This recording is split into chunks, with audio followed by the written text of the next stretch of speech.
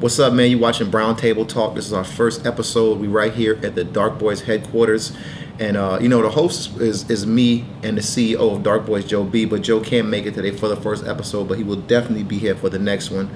We here. Oh man, I can't even begin to understand who we here with, man. This is my dog. I went to American Senior High School with this guy. I used to skip school with this dude, man. This dude has always been a bad influence in my life, but he turned out to be good anyway.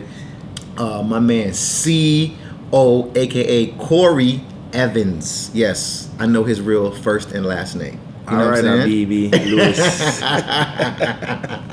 So what's going on, man? Man, CO, man, I just want to commend you on your career, CO. I appreciate it. Like this is a hard business to make it through, CO. Like I seen you start from Trey Plus 6 when Ted Lucas was putting up posters. Remember them posters? You know what I'm saying? We had posters all over the city, up on the wall. We got charged by the city. Yeah, it was pull them down. Hey, actually, Trey Plus 6 was signed to Slip and Slide before Trick and Trina. Actually, we were. Yeah, we signed on Trick Daddy and Trina, and actually, you was the first artist on Slip and Slide. Right. We helped groom Trick Daddy and Trina. I agree with that. I saw it with my own two eyes. And Money Mark, what's up too? Mark, another went to high school with me too. Yes, He made me skip school too. Mark was always a bad influence, but that's my dog too though. Mark, what's up? My Jamaican brethren. You know what I'm saying? But CO, we all about with CO, man. CO, I want to go into your career, and you know what I'm saying. How was it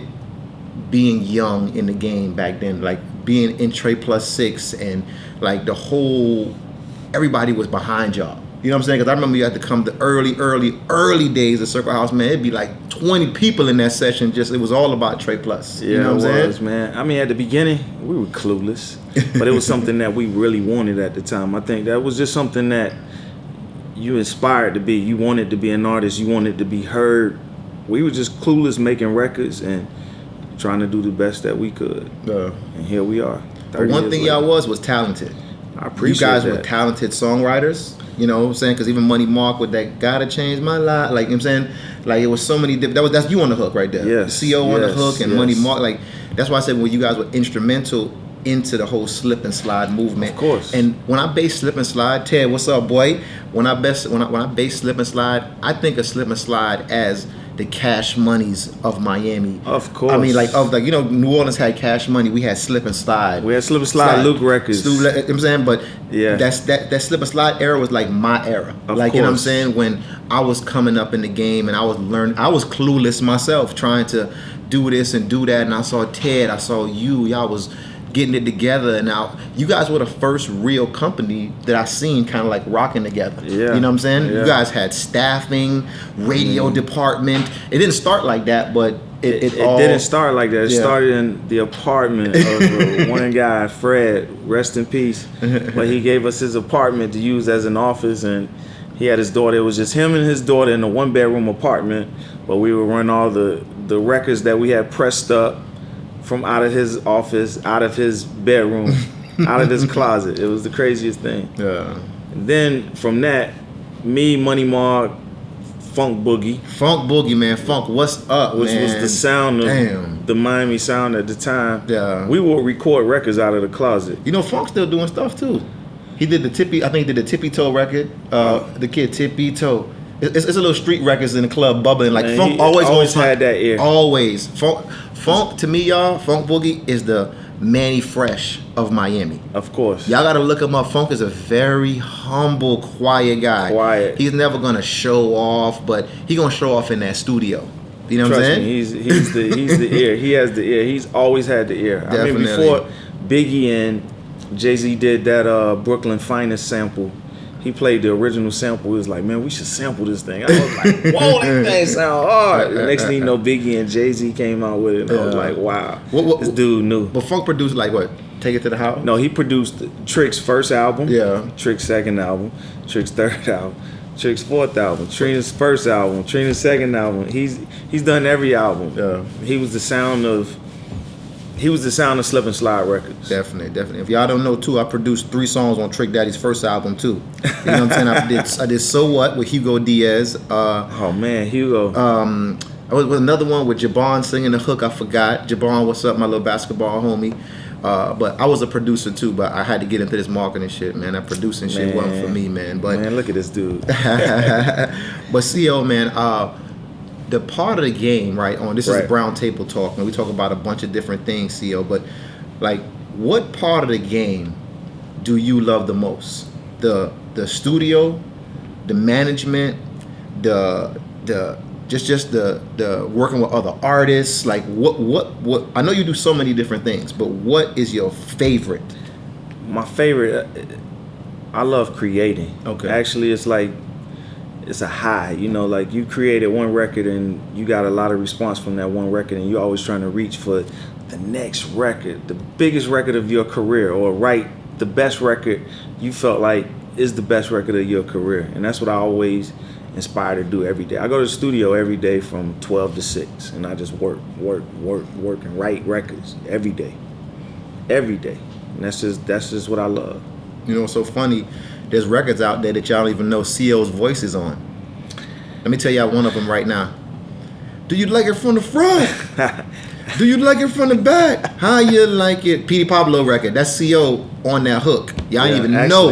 Y'all don't even know I recorded that at Circle House. Well, crazy Petey Pablo. Yo, that's my dog, but nigga loco, man. We did a lot of records at Circle House, man. Shout out to Lil Jon. Lil Jon was, he gave me a chance. Well, not that he gave me a chance, but he believed in me. And he was like, he took a chance with my ideas. And, well, he know good writers. And CO, you're definitely a good writer. Like, you know what I'm saying? If I'm doing a project, Miami artists, listen to me. If I'm doing a project, I would use CO as a creative director of my project to listen to my records, give me critiques, tell me where I'm going wrong or what could I do different, because everybody needs mentorship. Everybody needs guidance. You know what I'm saying? Even I need guidance. You know what I'm saying? That's why I say even certain people, I need a manager. You know what I'm saying? I'm not going to know everything. Even in my latter part of my career right now, I still don't know every single thing. You know what I'm saying? But tell me your history with Misdemeanor Elliott. You know what? Missy, she saw something in me as well, and she took a chance with me as well. She had only done 6 shows before we went on tour. This is right before the Work It record came out, and she would bring me to the studio. This is one thing about Missy. Missy would record records in each city. It was VA, New York, LA, then Miami. So every album was like based in a different city, and she wanted that sound and she wanted that feel. So she was here just soaking up the vibes. At the time, we would have like underground radio stations, and she would love the way they speed up the records. So that's how you got the record. Wanna pull up your wheel? That was almost like that's a Miami type of record. Yeah. So she wanted that feel. So she gravitated towards me, and she wanted me to come on the road with her and bring her show to life, because she would see how energetic I was when we would perform. Before the whole 9/11 incident that happened, we would bring I would set up the whole show. I would have pyrotech. I would go down to 125th and pick up the pyrotech, blow up stuff, make a real show out of our shows, and she liked that. So from that, I've been on the road with her for 18 years almost, I believe it's been, and just nonstop. So. Yeah, CO was trying to show off to me the other day. He was going on his phone. He had everybody's phone numbers, like Missy, Jay, bunch. He's like, who do you want me to call? Let me show you who you want me to call. But let me tell you something, guys. That's relationships that has grown from these different things. The relationships has grown. But we're going to take a break. We're going to be right back on Brown Table Talk. We here with CO. We're going to take a break and come right back, baby. Peace.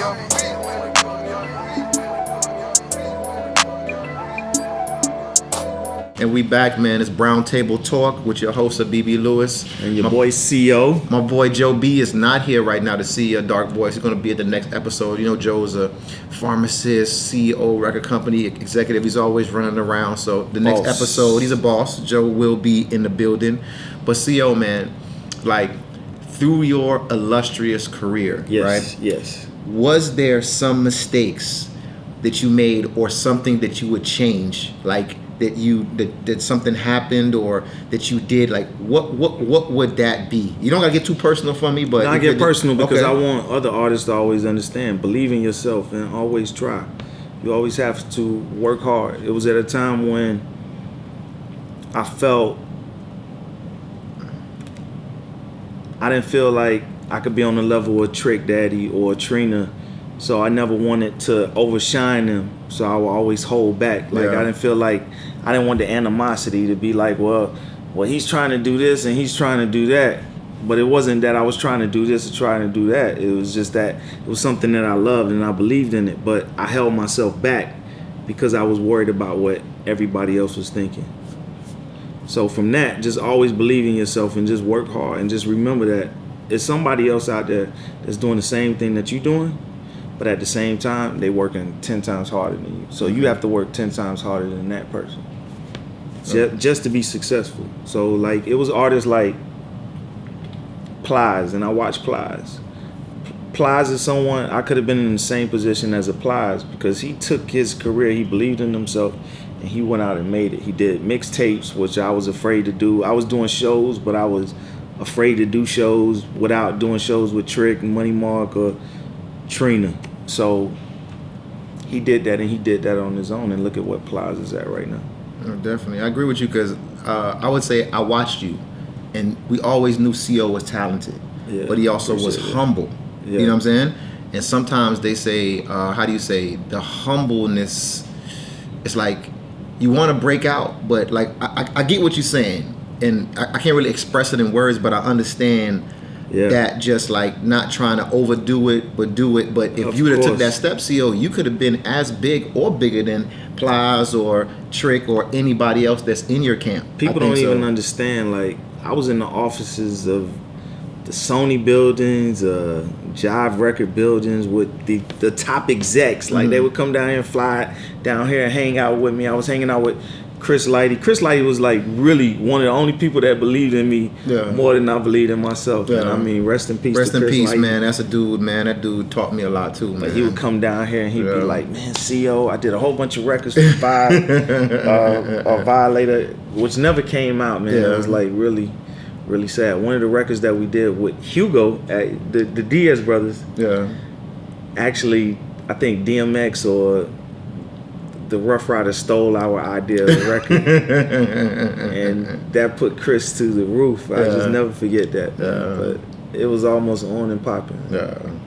So, man, CO, man, I know you've rapped on a lot of songs, right? Yes, sir. I'm gonna give you my favorite verse you ever did to me was the Shut Up. You know what I'm saying? Oh yeah. That's my favorite on Shut Up. Because Shut Up kind of like changed the game. I think that record put Miami on a lyrical state. Because they're like, man, these country boys. And it's like, Shut Up just made it like, even New York, East Coast was like, damn. Yeah, Like, they what's ain't understand that, man. Like I was just talking to Funkmaster Flex about that. Yeah. Like he was the first one to bring us to New York. It was me and Trick. We went up there and performed, did a show just so we could get radio spins at the time. Just like, yo, the Shut Up record, that's hot. Yeah. And it all came from an idea from a soundtrack we did for South Park. It was called Shut Your Fucking Face, Uncle Fucker. Shut your fucking face, Uncle Fucker. So we did that record, and from that, it spawned Shut Up. Because in the back, if you listen to that version of Uncle Fucker, when you hear us doing the hook, then you hear Trick in the back saying, shut up, shut up. And that's how that song came about. Who produced Shut Up? Tony Galvin. Oh, man, R.I.P. Another Tony. R.I.P., man. R.I.P., man. Man, That boy was bad, boy. He was very talented. He looked You at know things what from a record I different like Tony perspective. did? That For the Thugs, the remix. For the Thugs. Oh, Burm, man, burm, yeah. burm, That was the burm. beginning Yeah. of WWW. Yeah, that boy was a musical producer. Yeah, he he was a was producer that played every instrument, and he was cool. He did Shut Up. He did They might even know Tony Galvin did Shut Up. Wow. he did The Baddest Bitch for Trina. Yeah, I'm the baddest. Burn, burn. Yeah. Yeah, I never forget those bells. Yeah. Man, they came up with she destroyed that record because actually we had that beat first. Yeah. Me and Money Mark, and we tried to do something on it, but she did the right thing on it and made it Yeah, happen. definitely. You know, Brown Table Talk, we always got to get into everything. Like, Yeah. CO, tell me what you think, right? Okay. Music business back then when we was doing our thing, we still doing our thing now, but like when we was like in our 20s and we was grinding with the radio stations and DJs to now, how do you think the game has changed? I think people rely more on just promoting on Instagram. See, back in the days when I had to go perform at the YMCA pool. We had to put up our posters. We had to go visit DJs. We had to do everything. Record Now, pools, most of everything. the artists nowadays, they just take it for granted. Oh, I got 1 million followers. I could just post that on my Instagram. Nah, but if you think about it, it's 50 states, right? So say you visited 10 DJs or something like that, and each DJ had like 10,000 followers. That's like 100,000 people that you could touch within a state, and just add that up. 100,000 times 50. That's a lot, but that's how you can sell records. But people just depend on the Instagram, and most of the labels right now, they don't even know how to develop artists. They depend on an artist having followers on Instagram. And then if you think about it, name one artist in the last 5 years that's broken out just because of their followers. And stayed. You know? They probably Stayed. they probably got a one hit and they was gone. Think about it. Yeah. I mean, not even the one hit. Yeah. Give me one record. Just because you have followers, and I can name a whole bunch of artists. Well, she got 1 million followers, so where is she at now? Yeah. Where is he at right now? And that's the difference from when we had to do the ground roots and go from city to city. We rented a car, stayed in hotels across the whole South, just going. I missed a whole bunch of graduations. I missed birthday parties. I missed all types of parties, just to go out there and grind. And dealt with real drama. You know what I'm Real saying? drama, yeah. Real drama. Like Every Trick day. and these guys dealt with real life, going to cities where they wasn't welcome to perform Oh in, my going to God. places where people wasn't like inviting. It's not every city you go to where they're gonna enjoy another company Oh, coming in there definitely. with a packed concert. Oh, People, definitely, yeah. you know, they went through that. So CO is a real trailblazer here in the Miami area, man. And so when you see him out, you respect him, you ask him questions. He is I'm here to answer. Yeah, you know what I'm saying? One thing I may say about CO, he's very open. I've never seen him walk away from somebody. I always seen him talking and taking conversation. Because I want the best for everybody. That's just me. One thing about me, I've always been the one that wanted the best. And anybody that I work with, if you notice, anybody that I work with, I'm still around. That is That's true. For a reason. That is true. Because I always wanted the best for everybody. That is was true. In my presence. Yeah, to this day. To this Lunch day. Money, you know, this is Lunch Money's one of his mentors right here. You know what I'm Man, saying? Like, yes. CO helped raise him studio-wise with his sound and, you know, writing capabilities and all that. Lunch was writing with CO when he was like, man, 16, 13, 14, young. He was in Yeah. there with a pad and paper coming up with concepts and ideas, man. And So guess what? Now Lunch Money got Citibank commercials. no, but that goes to show you, man, when you put your work into this business and then you become a good person, you have longevity. CO's been in this business, I mean, umpteen years, and can pick up the phone and call damn near anybody in the business. You know why? Because he does good business. So all you people out there, do good business with your cohorts. I'm not saying you ain't got to be no competition or everybody wants to strive for the best, but think about the future, because that person that you may diss or may talk shit about, that next year he may end up be in a bigger position to help you, and now you messed up your situation because you didn't cooperate or you didn't do the right things with that person. So this is a guy to listen to and course, follow him that's on the IG and all that stuff. I never count anybody out. I mean, I think about Cat Graham. Like, Cat Graham was one of Missy's dancers back in 15 years ago. So she would all the other dancers would like pick at her and they'd be like, "Oh, she can't dance," and da da da. But you know, I never overlooked her, and she was like real aggressive. She wanted to make it happen, and look at her now. She's very successful, a very successful actress. Then you think of somebody like Michael B. Jordan. He was in Pleasure P's first video. Wow, I didn't even know that. He's in Pleasure P's first video as an extra. So you always have to think of that. Like, never count anybody out. Yes, Somebody's always working harder than you. So, and just respect everybody's hustle. that is true. And just understand the business, because knowledge is power. They can take so many things from you, but they can't take your knowledge from you. You know what I'm saying? And in Brown Table Talk, we just here dropping knowledge and game for you guys to use in the future. You know That's what I'm saying? Just And respect everybody. That's it. You know I what I'm think saying? like a lot of the people now, most of the people I see now, most people don't care about burning bridges because they feel like, well, I burn the bridge because I can swim, so I could just swim across if I have to. But it's not always about that. No, it's not. You just never know. Yeah. So CO, man, great talk, great conversation, my brother. I know you're a Yeah. busy man. Trina's calling him. You're doing interviews, radio stations. He's busy during the interview, but tell everybody how they can find you on social media, CO. Man, you can find me on Captain CO9. That's CAPTAIN. The letter C, the letter O, the number 9. That's at Yahoo. That's at Gmail. That's at Instagram, Facebook, anywhere. That's me. You can find me there every Thursday.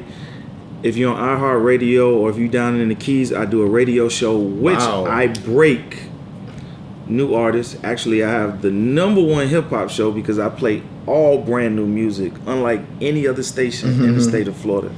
Every Thursday from 8 to 9. What station so they could try That's to tune in? WEOW 92.7. It's called Wow 92.7. You heard, WEOW. you heard that 99 Jams, 135 The Beat. He needs a job at the radio station here. Oh, you no, know I'm what I'm good, saying? I'm good, You I'm good? good, Okay. But let me tell you, anytime you need me, any brand new artists out there, if you want your record played, if you have a clean version of your record, I'm not asking you for money. I'm not asking you for no shout outs. If you believe in yourself and you feel like I can help you get a spin or two, get you a couple of pennies towards your BDS spins or whatever, hit me up. Look at that, man. Always opening opportunities for younger artists to go to the next level. But thank you, CO, for the first episode of Brown Table And Talk. it's an honor to be the first on your show. Yeah, I man. appreciate that. You know, this is great, man. But you deserve it, CO. You've done so much in the industry. appreciate it. And I think we should even do like a CO day. Like I see 305 Day coming up real soon. We should do CO Day, man. We should commemorate all your accomplishments, CO. I appreciate that, but I want to wait until I run for president for Def Jam. When I run for president for Def Jam and I get that job, then we'll say, dang, remember that. And we out, man. The first installation of Brown Table Talk. Remember, our second host, Joe B, is not here. He'll be here for the next one. So Joe, we out. Brown Table Talk. peace. When you call me up